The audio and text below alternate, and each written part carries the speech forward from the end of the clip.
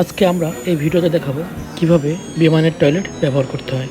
অনেকের কাছে বিষয়টা হাস্যকর মনে হলেও আসলে যারা বিমানে নতুন যাত্রী বা প্রথম যাওয়া আসা করতেছেন তাদের কাছে বিষয়টা খুবই গুরুত্বপূর্ণ। আমরা আজ বাংলাদেশ থেকে সৌদি আরবের উদ্দেশ্যে উমরার নিয়েতে রওনা দিয়েছি। তো চলুন আজকে আপনাদের দেখানো যাক কীভাবে টয়লেট ব্যবহার করবেন। আমরা প্রথমে প্লেনে উঠতেছি, অর্থাৎ বিমানে উঠতেছি। দেখেন সবাই সিরিয়াল দিয়ে উঠতেছে। আমরা প্রায় ভূপৃষ্ঠ থেকে 3000 ফিট উচ্চতায় আছি।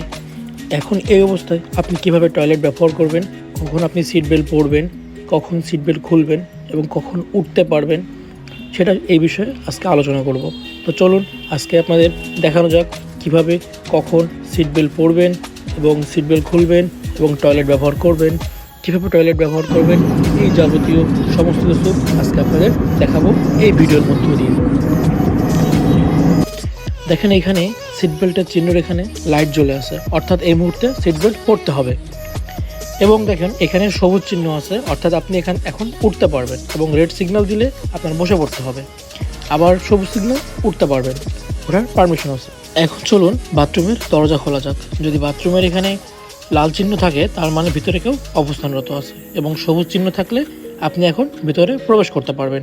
তো চলুন বাথরুমের ভিতরে প্রবেশ করা যাক। বাথরুমের ভিতরে প্রবেশ করতে হলে একদম বাথরুমের দরজার মাঝ বরাবর এভাবে ধাক্কা দিতে হবে এবং আপনি বাথরুমের কমোড দেখতে পাবেন। আপনার ওয়াশরুম ব্যবহার করার পরে আপনি যদি ময়লা পরিষ্কার করতে চান তাহলে ঠিক এই জায়গাটাতে প্রেস করবেন, যে সমস্ত ময়লা পরিষ্কার হয়ে যাবে এবং বাথরুম ক্লিয়ার হয়ে যাবে। তো এইভাবেই বাথরুম করে আপনি আপনার নিজ নিজ জায়গায় এসে বসতে পারবেন।